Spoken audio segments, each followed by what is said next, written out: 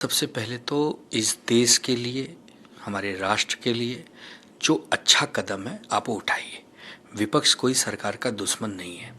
FCRA bill लाने से जो गलत ढंग से ट्रस्ट के माध्यम से विदेशों से पैसा लाते हैं या कुछ उसमें हेरा फेरी करते हैं, उन पे जरूर लगाम लगेगी, उन पे जो अंकुश लगेगा। लेकिन यही बात विपक्ष को बिठा के समझाइए कि भाई ये एफसीआरए बिल देश के हित में है।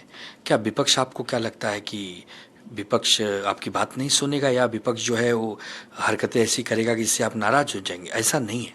विपक्ष भी इंसान है, वो भी इस देश में रहते हैं, वो भी राष्ट्रवादी और देशभक्त है। हम बार बार सरकार से यही कहते हैं कि आपके हमारे राजनीतिक मतभेद हैं, मनभेद नहीं होने चाहिए। जिस प्रकार पिछले कई दिनों से मानसून सत्र पूरी तरह से देखा जाए तो असफलता की ओर बढ़ रहा है।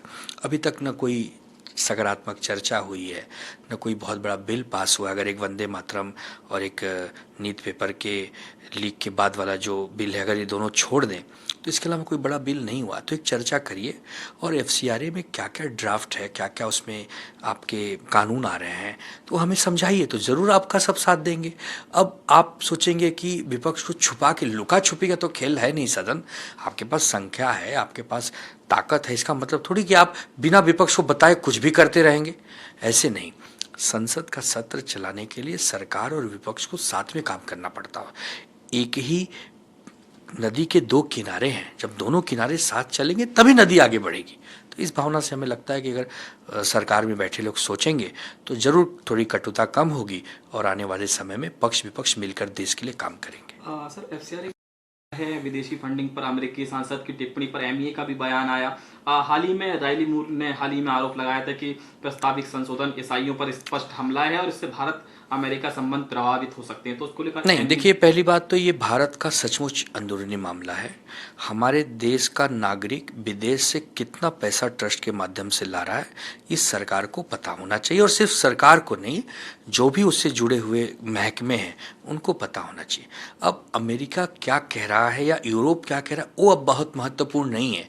महत्वपूर्ण ये है कि हमारे भारत में जितने भी ट्रस्ट हैं, उन ट्रस्टों में पैसा कहाँ से आ रहा है, क्यों आ रहा है, इस पैसे से क्या क्या होता है, उसका ऑडिट रिपोर्ट, ये सारी चीज़ें हमारे देश का अंदरूनी मामला है। इसको हमारी जो भी सरकार होगी, आज एनडीए है, कल हो सकता है दूसरी बन जाए, तो वो सरकार तय करेगी कि भाई कैसे इसको दायरे में रखना है। सर, ब्लेंडेड फ्यूल प्रोग्राम का मुद्दा उठाएगी, उन्होंने एक्स पर पोस्ट किया। E20 को लेकर राहुल गांधी ने भी मुद्दा उठाया। देखिए, राहुल गांधी जी हों, चाहे अरविंद केजरीवाल जी हों, चाहे उद्धव ठाकरे जी हों और चाहे अखिलेश यादव जी हों, यही पूछ रहे हैं कि जो E20 वाला विवाद है ये क्या है। कुछ लोगों के मन में ये भ्रम हो गया है, एक अफवाह भी आप कह सकते हैं किसी ने फैला रखी है कि E20 से गाड़ियां खराब हो रही हैं। सरकार का दायित्व है, जिम्मेदारी है कि वो सामने आए और ये बताए, सुनिश्चित करे कि इथेनॉल से गाड़ियां खराब होती हैं या नहीं।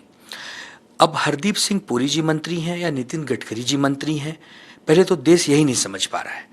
गडकरी जी जितना प्रचार इथेनॉल का करते हैं उतना तो हरदीप पुरी नहीं कर रहे हैं। अब जब पूरे देश में एक प्रकार से आपने संशय की स्थिति पैदा कर दी कि भाई इससे गाड़ी खराब हो रही है, नहीं हो रही, आइए खुलकर बताइए। बड़े बड़े जो एक टेक्निकल जानकार हैं, जो इलेक्ट्रॉनिक्स को समझते हैं, जो वैज्ञानिक हैं, जिनको ये पता है कि इथेनॉल और पेट्रोल को मिलाने से क्या इंजन सही चलेगा कि नहीं, इस पर एक जरूर चर्चा होनी चाहिए, क्योंकि अब लोग परेशान हैं। तो विपक्ष का काम है कि सरकार की कूटनीतियों पर दबाव बनाना, सरकार के जो जनता से जुड़े हुए विषय हैं उसको उठाना, विपक्ष वही काम कर रहा है। अब अगर कोई इसको कहे कि नहीं भाई राहुल गांधी जी या फलाने नेता इसको सरकार को घेर रहे हैं, स्वाभाविक सी बात है, घेरेंगे। नीट का पेपर लीक हुआ, हमने घेरा। राम मंदिर भगवान के दान पत्र में चोरी हुई, हमने घेरा। हम घेरेंगे आपको, हमारा काम है, वो हमारा स्वभाव है कि विपक्ष में रहते हुए देश की तरक्की के लिए सोचना। तो हमें लगता है कि राहुल गांधी जी और कोई भी नेता जो इथेनॉल का विषय उठा रहा है, सरकार आके स्पष्टीकरण दे और दूध का दूध पानी का पानी कर दे। सर, हरदीप का भी बयान आया, उन्होंने कहा भारत के एलपीजी आयात का 67% अब अमेरिका से है। तो ठीक है ना, अगर अमेरिका से आयात हम करते हैं तो इन 12 वर्षों में हमने क्या किया, हम कब बनाएंगे, हम कैसे आगे बढ़ेंगे, हमारे खुद के प्रोडक्शन में हम कैसे आगे जाएंगे। आज डीजल और पेट्रोल और एलपीजी सीएनजी जैसे पदार्थों पर हमें दूसरों पर निर्भर नहीं रहना है। हमें अपने आप को झोंक देना है, खपा देना है। आत्मनिर्भर भारत तभी हम बन पाएंगे जब हमारे देश में ही हम इन चीज़ों का प्रोडक्शन करेंगे। आप विकल्प ढूंढिए ना। आज देखिए ई व्हीकल्स के नाम पर आप कितने लोग जागरूक किए जा रहे हैं। बहुत से लोग हैं इलेक्ट्रॉनिक कार्स को इस्तेमाल कर रहे हैं, क्योंकि पर्यावरण के लिए भी ठीक ठाक है और डीजल पेट्रोल की भी खपत उसमें नहीं है। तो हमें लगता है कि रोना गाना छोड़कर हमें अपने आप को मजबूत बनाना है। ये नया भारत जो हमने सोचा है कि सरकारें कोई भी हो, पार्टियां कोई भी हो, ये भारत अब टिकल पड़ा है, भारत अब चल पड़ा है। तो भारत रुकेगा नहीं। अब भारत को हम सबको मिलकर पक्ष और विपक्ष मिलकर सबल बनाना है। सर, हेमंत सोरेन स्टूडेंट्स को बातचीत के लिए बुलाया है। स्वागत योग्य कदम है। बहुत पहले कर देना चाहिए था। हमने पहले ही कहा था कि हेमंत सोरेन जी, जो हमारे बच्चे, अपने बच्चे हैं जो जेपीएससी की तैयारी कर रहे हैं, उनका कहना है कि ये लीक जो करने वाले माफिया हैं, इन पे नकेल कसने के लिए सीबीआई जांच कराई जाए। एसआईटी से वो संतुष्ट नहीं है।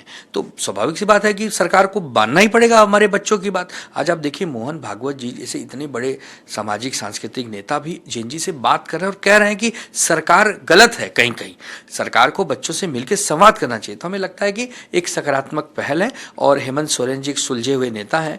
इस विषय को जल्द से जल्द समाप्त करें ताकि बच्चे अपने घर जाएं और पढ़ाई पे लग जाएं। सर, राम मंदिर चढ़ावा चोरी हर पन्ने का हिसाब पुलिस ले रही है, लगातार इस पूरे मामले में जांच चल रही है। बिल्कुल जांच करें। हम तो यही कहेंगे, योगी आदित्यनाथ जी, आप सूबे के मुख्यमंत्री के साथ साथ साधु संत समाज से आते हैं, आप स्वयं अयोध्या के प्रेमी हैं, वहाँ जाते रहते हैं, तो आप इसकी बारीकी से जांच करवाइए। कोई दोषी बख्शा न जाए। छोटी मछलियों को तो पकड़िए, साथ में बड़े मगरमच्छों पर भी नज़र बनाए रखिए, उनको भी पकड़िए, क्योंकि ये सिर्फ चंदा चोरी का ही विषय नहीं है। ये आस्था पे किसी ने डाका डाला है, और आस्था पे से ज़्यादा अगर कोई चोरी करता है, वो भी राम भगवान जैसे हमारे आराध्य के मंदिर में, ये हम बर्दाश्त नहीं करेंगे। डिलिमिटेशन बिल को लेकर भी प्रधानमंत्री ने और लगातार उनकी बात की जा रही है। डिलिमिटेशन, देखिए, एनडीए के पास इस समय आंकड़े हैं, बहुमत है।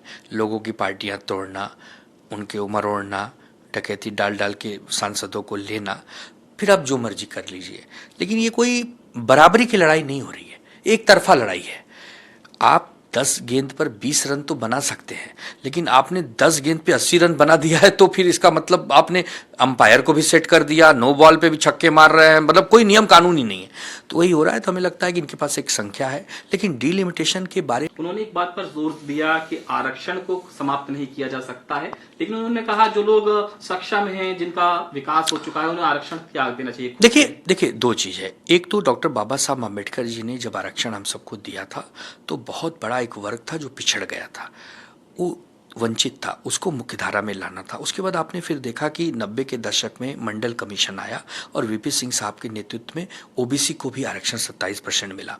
तो हमारे देश में एससी, एसटी, ओबीसी और ओपन में भी जो इकोनॉमिक वीकर सेक्शन है, उनको भी 10% आरक्षण है।